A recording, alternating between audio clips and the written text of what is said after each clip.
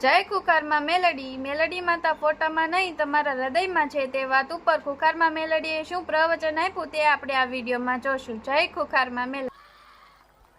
તમારા રુદ્યા બેઠી છે, રોમ તમારા હૃદયમાં છે, ચામુંડા તમારા હૃદયમાં છે, હરસિદ્ધિ તમારા હૃદયમાં છે, મહાકાળી તમારા હૃદયમાં છે.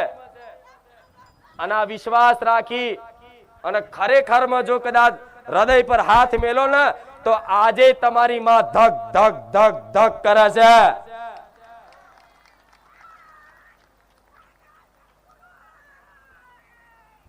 શરીરનું બધું આ પંચ મહાભૂતોનું બનેલું શરીર આ પંચ મહાભૂતોમાં વિલીન થઈ જાય છે. મૃત્યુ થયા પછી, અગ્નિ સંસ્કાર થયા પછી પણ આ જે ધક ધક રહે છે ને એ જ ખાલી જીવિત રહે ને એ જ નીકળી જાય છે. તો અસલ તમારો ને તમારી માતાનો સંબંધ આત્મીય સંબંધ છે. તમે ગમે તેવા કદરૂપા હશો, ખરાબ દેખાતા હશો, લૂલા હશો, બેરા હશો, લંગડા હશો, આંખે નહીં દેખાતું હોય, અંધાપો હશે, કાન નહીં હોય, બધું હશે, પણ માં એ માં છે. એ નથી એના કાન આંખ જોતી, એના રંગરૂપ નથી જોતી, નથી એના ગુણો જોતી કે નથી એના અવગુણો જોતી. બસ માં તો એનો કદાચ પ્રેમ જોવો છે કે મારો દીકરો મારી દીકરી મને કેટલું ચાહે છે. અરે ભલે પછી તમે ગમે તેટલા દુષ્ટ પાપી રહ્યા,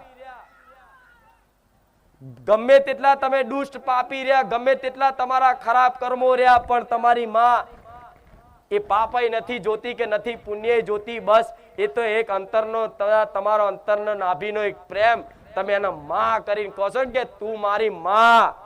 એ માનો શબ્દ એ વાલ જોવો છે. નકર આમાંથી તો એવા કેટલાય બેઠા હશે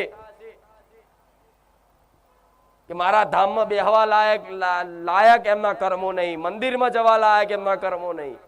હું જાણું છું કઈક દીકરાઓ તેવાય છે કે અહીંથી જાય પછી કદાચ આડાવરા વ્યસને ચડી જતા હશે, પણ છતાંય મને મેરડીને માનતા હોય ને પરાણે પકડીને લાવું છું. દીકરા ભલે તને છાપ એકદમ ના પડતી હોય તો ભલે મારા ધામમાં આવતો જતો રહેજે, ભલે તને મારી વાતો કદાચ ઉતરતી ના હોય મગજમાં, હૃદયમાં મારી વાતોનો કોઈ પ્રભાવ ના પડતો હોય તો દીકરા તું મને ચાહતો હોય તો બસ દિલથી આવજે, ખાલી દર્શન કરવા આવજે. ભલે પ્રવચન ના હોભરું ચાલશે, પણ હાજરી ખાલી મારા ધામમાં અમથી આલી હશે ને તો સ્કૂલમાં કદાચ ભણ્યા હોય, નાના હતા તાર ભણતા, તો ભલે વિદ્યાર્થી ગમે તેટલો ઠોઠ ડફોર હોય પણ હાજરી હાલી હોય ને તો માસ્ટર પાસ કરી દે.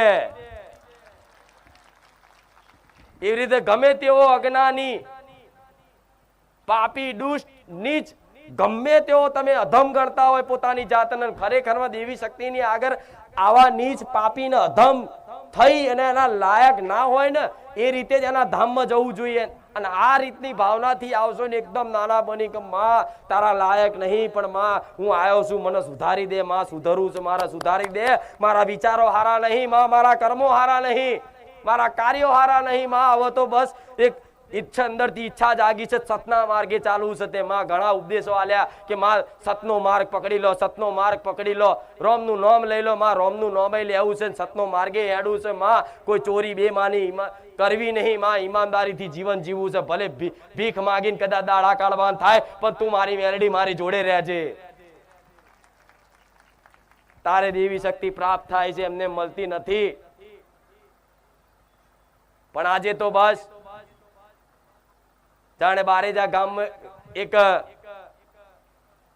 ખજાનો પડ્યો છે, લૂંટો લઈ જાઓ. તો ખજાનો નહીં, સમુંદર છું. મારી કૃપા જેટલી જોતી એટલી લઈ જાઓ. ડબલા ડબલા ભરીને લઈ જાઓ, ડોલો ડોલો ભરીને લઈ જાઓ, મોટા પીપળા ભરીને લઈ જાઓ, ટેન્કર ભરીને લઈ જાઓ, કે મોટા મોટા વિશાળો ટેન્કરો લાઈન લગાડ દો અને દર રવિવારે ભરીને લઈ જાઓ. પણ ક્યારે સમુંદર ગમે તેટલું પાણી ખાલી કરવાથી સમુંદર કદાચ એમાંથી આગો પાછો થતો નથી, ક્યારે ઓછો થતો નથી. એવી રીત મારી મેલડીની કૃપા છે. કદાચ ગમે તેટલી કૃપા લઈ જશો ક્યારે ઓછી નહીં થાય. એટલે આ મારી વાતો સમજણ પડે છે ને હું કહું છું એ જીવન આમ જોવા જઈએ તો બહુ ટૂંકું છે, છતાંય કાલની આશા કાલની આશા કાલની આશા કાલે કાલે કાલે કાલે કરી કરી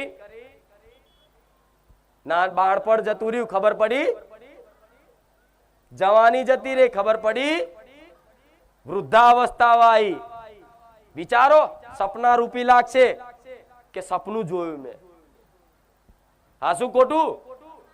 વિચારો તમારું બાળપણ, વિચારો તમારી જવાની અને ભૂતકાળની વાતો વિચારો, યાદ કરો.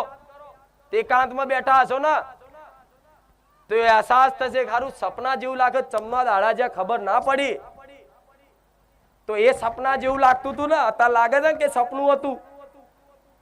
તમારા મિત્રોય બદલાઈ ગયા, સંબંધીઓ બદલાઈ ગયા, બધું બદલાઈ ગયું ને, ઘર બદલાઈ ગયું, તમારી શરીરની અવસ્થા બદલાઈ ગઈ, તમારો અવાજ બદલાઈ ગયો, તમારો રંગ રૂપ બધું બદલાઈ ગયું અને દિવસે દિવસે બદલાતું જાય છે. એટલે સંસાર પરિવર્તનશીલ છે, ક્યારે સ્થાયી નથી રહેવાનું. પછી તમે ગમે તેટલા તંદુરસ્તી રાખીને શરીર પકડી રાખો કે હું આવો ને આવો જવાન રહું, નહીં રહેવાય. આપે રૂપે આ સંસાર છે ને પરિવર્તનશીલ છે. આ કાળ ચક્ર જે ચાલે છે ને એમાં બધું પરિવર્તન થવાનું. એ પરિવર્તનશીલ સંસારમાં તમારે સ્થાયી ક્યારે કોઈ વસ્તુ રહેવાની નથી. આ વિશ્વાસ રાખજો. આ પરિવર્તનશીલ સંસારમાં ક્યારે કોઈ વસ્તુ સ્થાયી રહેતી નથી. તો તમે આજ કદાચ દુખી હશો તો કાલ શું સુખ નહીં આવે? આવશે ને. જો સુખ સ્થાયી નથી રહ્યું તો દુઃખ સ્થાયી રહેશે નહીં રહે ને. હા તો વિશ્વાસ રાખું છું કે માં સુખ સ્થાયી નથી રહેતું તો દુઃખ સ્થાયી નહીં રહે. માં ભલે તારા ભરોસે છે, આ તારા શરણે છે, મારી કુળદેવીના શરણે છે. માં બસ અમારથી હવે જોણે અજાણે હવે નવા ગુના ના થાય, નવા પાપ ના થાય એની સંભાળ રાખજે.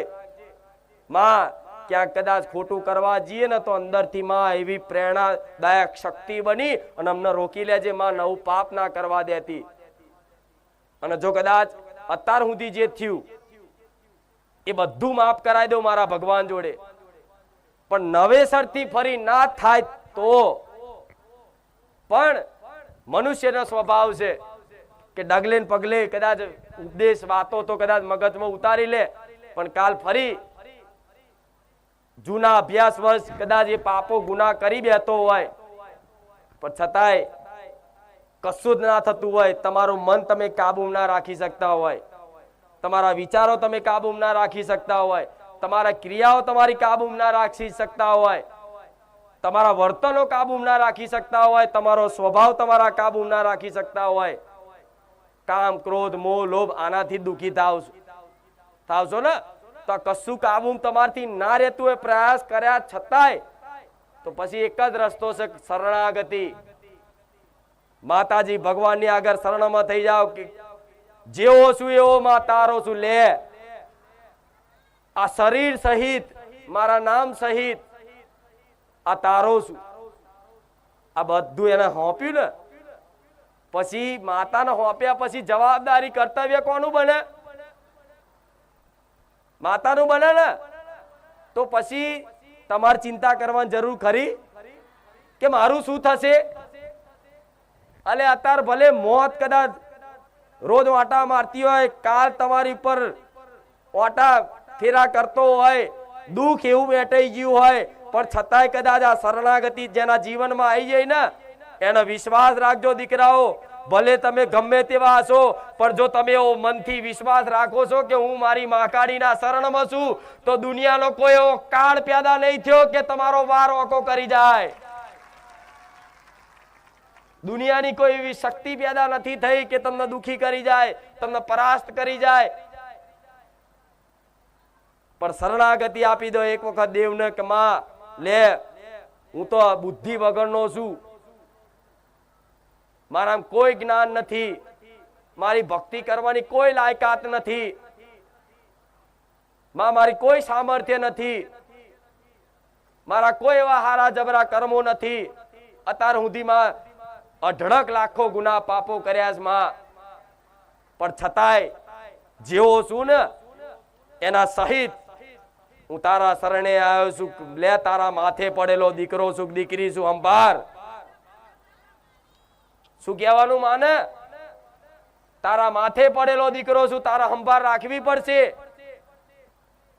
અને જે દીકરો કદાચ કશું જ ના કરી શકે હોય, જે દીકરો માના માથે પડેલો હોય, માં હંમેશા એની જ સંભાળ રાખતી હશે. તમારા ઘરમાં બે દીકરા હશે ને, તેમાં એક દીકરો નોકરી ધંધો કમ્પ્લીટ કરીને મા બાપને પૈસા ઘેર આપતો હશે, બધું જ કરતો હશે, પણ છતાંય એ ઘેર આવે ને તો ક્યારેય મા બાપ એની મમ્મી એવું નહીં કે દીકરા ખાવા કાઢી આપું કે હમણાં ખાઈશ. પણ જે દીકરો કશું જ નહીં કરતો હોય, ઘેરથી માના પાકીટમાં પૈસા ચોરી જતો હશે અને આડાવડા વ્યસન કરતો હશે, પણ છતાંય તે માના ચિંતા હંમેશા એની જ હશે.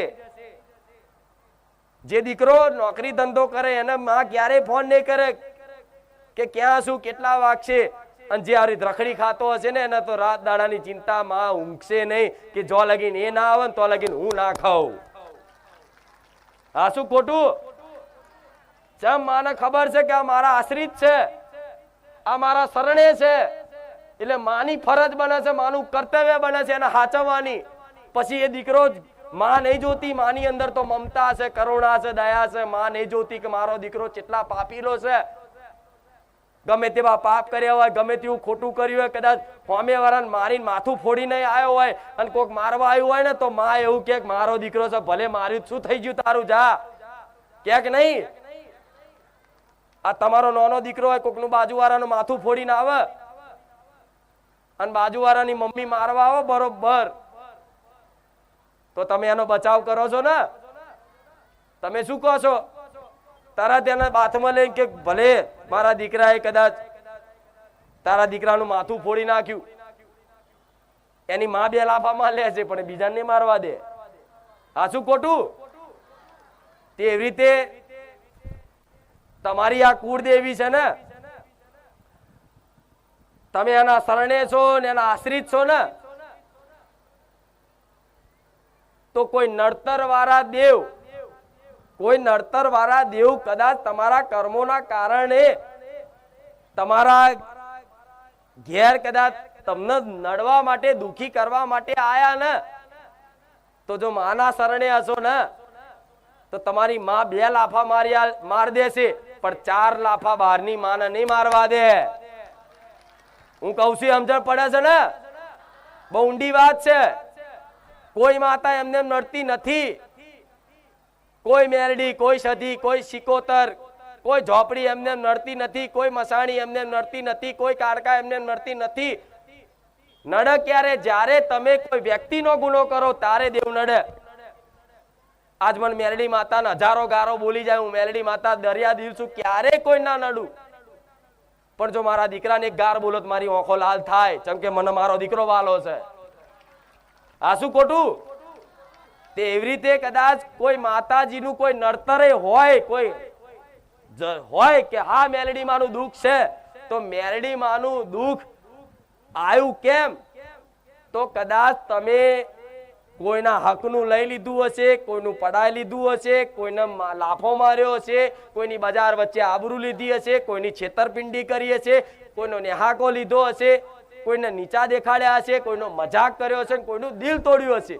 મૂળ કોકની આત્માને ઠેસ પહોંચે એવું કાર્ય તમે કર્યું હશે, ત્યારે કદાચ કોઈ મેલડીનો ભક્ત હોય અને મેલડીના ભક્તના કદાચ કોઈ ગુનો કરે, નિર્દોષ હોય છતાંય એને લાફો મારે, એને ગાર બોલે, બધાની વચ્ચે એનો મજાક કરી જાય, એના આત્માને ઠેસ પહોંચે એવું કાર્ય કરે, ત્યારે ખાલી એ મેલડીનો ભક્ત ખાલી દુખી થાય ને કે માં આજ હું નિર્બલ છું ને તો દુનિયા મને બહુ સતાવે છે, હે મારી મેલડી, મારી નિર્બલની સહાય, મારી મેલડી હવે તું જોજે. તારે કદાચ એવા ભક્તોનું ઉપરાળું લઈ